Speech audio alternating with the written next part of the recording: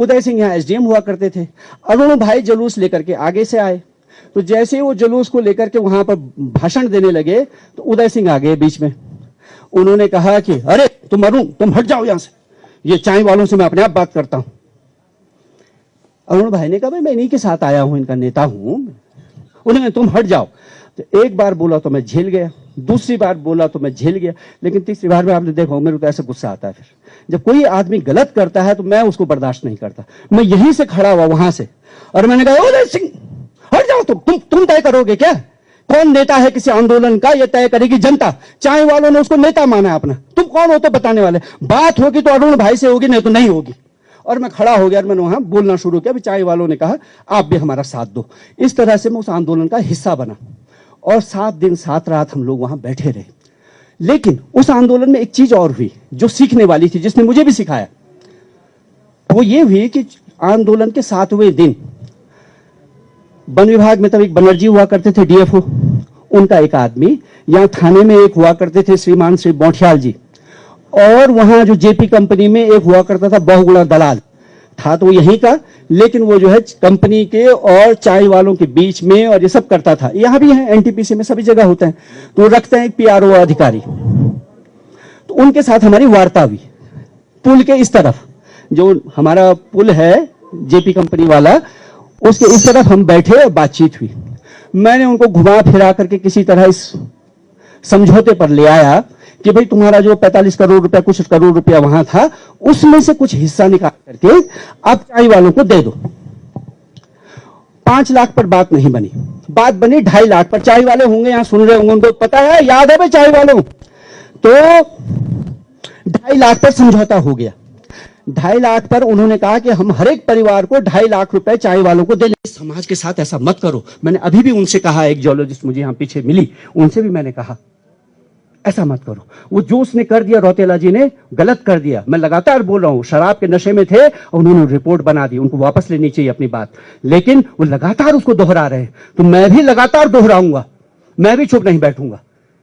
इसलिए ये जो आए हैं, अब ये क्या कर रही है सरकार, क्योंकि हम लगातार इस बात का दबाव बना रहे हैं कि एनटीपीसी इसके लिए जिम्मेदार है, और हमारे पास इस बात के तथ्य हैं। लगातार मैंने परसों भी फेसबुक लाइव में इसको स्पष्ट किया कि भाई जो उनकी ये, कल भी आज भी एक पत्रकार वहां गया है, उसने सुबह मुझसे पूछा अंग्रेजी चैनल का कि मैं एनटीपीसी में जा रहा हूं, क्या सवाल पूछूं?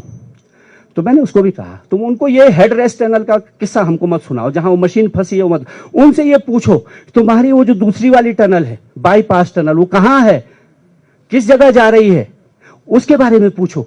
पत्रकार लोगों, वहां जाके अगर पूछना है तो ये पूछो, सही सवाल तैयार करो और तब सही जवाब मिलेगा।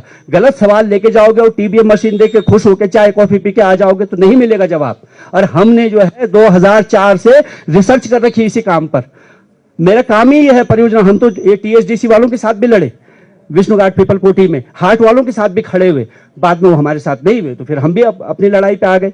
तो इसलिए ये क्या कर रही है सरकार, ऐसे दलाल लोगों को जो जनता के हितैषी होने के बजाय जनता के दुश्मन है, ऐसे लोगों को यहां इकट्ठा कर रही है ताकि कवर अप कर सके, ताकि बचाव कर सके कंपनी का। और कंपनी का बचाव करना जो है, जनता के खिलाफ खड़ा होना है, हमारा ये मानना है। आज आने वाले हैं रवि चोपड़ा साहब, पहुंच रहे हैं, श्रीनगर से आगे चल दिए। वो कल आप लोग रहेंगे तो आपको संबोधित करेंगे, टाइम पर आ जाएंगे तो शायद आज ही, नहीं तो कल वो अपनी बात कहेंगे और डिटेल में बताएंगे कि वो तो इस दुनिया के, इस देश के बड़े साइंटिस्ट हैं। अमेरिका में उन्होंने पढ़ाई की, पहले यहाँ आईआईटी मुंबई से वो जो है इंजीनियरिंग करने के बाद वहां अमेरिका के विश्वविद्यालय में, जो सबसे बड़ा विश्वविद्यालय है, वहां से उन्होंने डॉक्टरेट की है। तो वो ही जो है 2013 की आपदा के बाद जो सरकार ने कमेटी बनाई, उसके अध्यक्ष थे वो। उन्होंने कहा था कि ये जो एनटीपीसी की परियोजना है, ये विष्णु घाट पीपल कोठी परियोजना है और जो बाकी परियोजनाएं बंद होनी चाहिए, लेकिन सरकार ने उनको बंद नहीं किया। वो कह चुके थे इस बात को। उसके अलावा भी उन्होंने बहुत सारी बातें कही हैं। अभी जो ये 4 धाम परियोजना बन रही थी, उसकी भी जो सुप्रीम कोर्ट ने कमेटी बनाई, उसके अध्यक्ष भी वही थे, चोपड़ा साहब। हम गए थे उनके पास भी इस बाईपास को लेकर के। तब मैं ये कहना चाहता हूं कि हमारे इलाके के जो लोग हैं, क्षेत्र के लोग हैं, वो इस बात को महसूस कर रहे हैं, समझ रहे हैं। एक गाना भी एक उर्गम वाली महिला ने, मैंने उसको गाया है कि हमारो जोशीमठ बड़ा बाजार डुबणो से, एक कंपनी निर्भय की कंपनी तेरा खातिरा, ऐसा उसने गाना, बहुत बढ़िया, बहुत अच्छा, बहुत दिल को छूने वाला, रुलाने वाला गाना है। तो ऐसे लोग बहुत सारे गीत भी बना रहे हैं, कविताएं भी हैं, और लोगों ने भी लिख रहे हैं। तो ये भी एक समर्थन है। और बहुत सारे लोगों ने सहायता के लिए भी कहा। मैंने फिर कल भी दोहराया, आज भी दोहराया, वहाँ भी बोला लाइव में। अभी भी मेरे को राजीव नयन बहुगुणा जी का फ़ोन आया था। वो सुंदरलाल बहुगुणा जी के पुत्र हैं और हमारे मित्र भी हैं। तो उन्होंने भी अभी मुझे कहा कि यार जयपुर से मुझे फ़ोन आ रहा है कि क्या सहायता भेजनी है, टेंट भेज दें, फलाना भेज दें। मैंने कहा नहीं, यहाँ ऐसी आपदा है ही नहीं। बाढ़ थोड़ी आई है हमारे यहाँ। हम तो जो है आपदा की आशंका में जी रहे हैं, जाने क्या हो जाएगा, जाने क्या होगा। अभी मैं एक बैठक से बाहर आया हूँ। वो मीनाक्षी सुंदरम जो है वो आए हैं यहाँ, 2 दिन 3 दिन से कैंप कर रहे हैं। हमारे जो सूबे के मुख्यमंत्री हैं उनके वो जो है पर्सनल सेक्रेटरी हैं, उनकी मीटिंग चल रही थी अंदर। मैं तो खैर किनारे बैठा रहा क्योंकि हमको इस तरह से आमंत्रित नहीं किया गया था, तो मैं चला गया। तो वो कहने लगे कि भाई मीडिया में जो है बड़ा नेगेटिव प्रचार हो रहा है, नकारात्मक प्रचार, और ये जोशीमठ तो जो है पर्यटन नगरी है, फलाना है, ढिमका है, ये है, सो है, नकारात्मक प्रचार जाएगा तो इससे आप लोगों का नुकसान हो जाएगा, ऐसा नहीं करना चाहिए, ये नहीं करना चाहिए। सुनी हमने उनकी बात। तो मैंने उनसे सिर्फ इतना कहा कि महोदय, विनम्रता पूर्वक यानी हम्बली में आपसे पूछना चाहता हूं कि क्या आप इस बात की गारंटी देते हैं कि जोशीमठ सुरक्षित है?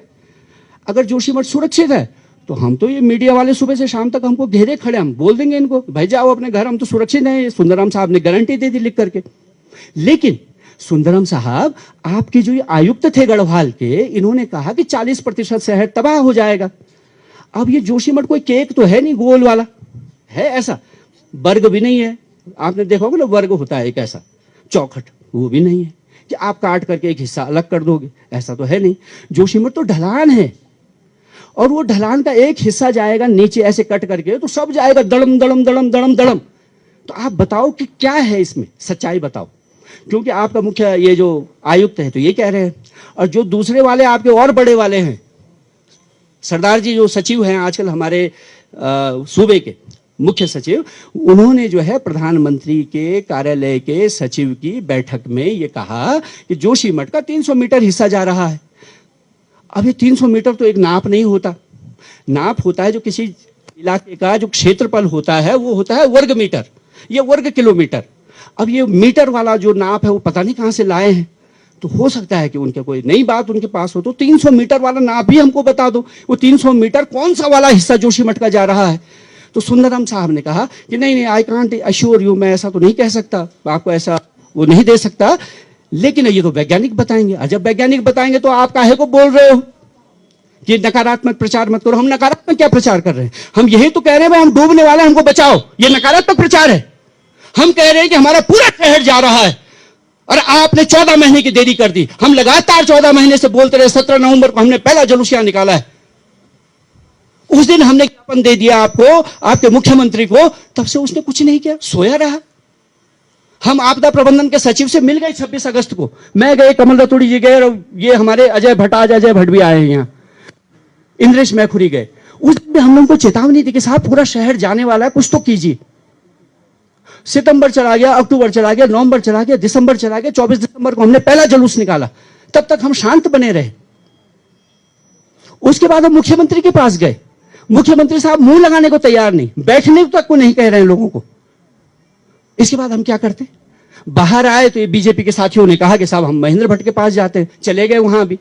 शाम को मुझे भी बुला लिया। मैंने कहा था तुम्हारी पार्टी का आदमी है, तुम अपने पार्टी के नेता से पूछ लो कि भाई क्या करना चाहिए इस मामले में। उन्होंने कहा नहीं, मुख्यमंत्री से इनकी 10 बजे की मुलाकात है, आप भी आ जाओ बताने के लिए। अरे मैंने कहा मैं क्या बताऊंगा, सारा एक तो ज्ञापन में लिखा हुआ है कि नहीं भाई साहब आप अच्छी तरह से एक्सप्लेन कर सकते हैं ना, आप जरा ठीक से बता दो इनको, भट्ट जी को। करता क्या ना करता, हमको जोशीमठ का सवाल, पार्टी पुर्टी जाए तेल लेने। हमने कहा छोड़ो, चलो भाई। इन्होंने भी जिद की, ये अपने कमल रतूड़ी जी ने, शैलेंद्र पवार जी ने भी कहा अरे यार अतुल भाई हमेशा के लिए रह जाएगा कि महेंद्र भट्ट हमारा भला करने वाले थे और तुमने जिद कर दिया अपने अकड़ के चक्कर में। मैंने कहा मैं अकड़ नहीं रहा हूं, लेकिन मेरे को जो है लोगों की बड़ी परख है, और मैं जब एक बार चावल का एक सित्ता देख लेता हूं, मैं बार बार दोबारा वो चावल नहीं पकड़ता, ये मेरी आदत है। इन्होंने जिद करके मुझे गाड़ी में बैठाया नगर पालिका के और भेज दिया वहां। चला गया मैं उनके दरवाजे पर। 7:30 पौने 8 बजे मैं उनके घर में पहुंचा। डिटेल आधा घंटा मैंने उनको समझाया। जब उनकी समझ में फिर भी नहीं आया तो मैंने लिखित में पॉइंट बनाए बाकायदा कि पहला नंबर एनटीपीसी, दूसरा नंबर बाईपास, तीसरा नंबर ये जगह है, चौथा नंबर कमेटी बनाओ, पांचवा नंबर कोऑर्डिनेशन कमेटी बनाओ। ये 5 बातें हम कह रहे हैं, कुछ नहीं कह रहे। भट्ट जी ने बाकायदा कलम से, नीली वाली कलम से सफेद वाले कागज पर बिल्कुल ये सब बातें लिखी, पैड था उनके पास। हम संतुष्ट होकर आ गए, हम तो बड़े खुश कि 10 बजे मुख्यमंत्री के पास अब भट्ट जी जाने वाले हैं, हमारा भला होने वाला है। हमें क्या पता ये हमको बेवकूफ बना रहे हैं। सुबह हमने अखबार खोला 8 बजे, 11 बजे 12 बजे रात तक मैं उनके फोन का इंतजार करता रहा, और सुबह 8 बजे जो है जब अखबार खोला दैनिक जागरण में उनका बयान छपा हुआ है। अरे भट्ट जी तुमने क्या किया? ये फोन किया मैंने उनको, मैंने कहा आप ये गलत कर रहे हैं, आपने हमको बेवकूफ बना दिया। आप कह रहे थे 10 बजे आपकी मीटिंग है और आपका बयान यहां छपा है। बयान अखबार, भाई मैं अखबार का आदमी रहा हूं, मैंने शुरुआत ही अपनी जिंदगी की पत्रकारिता से की, मुझे पता अखबार कितने बजे छपता है।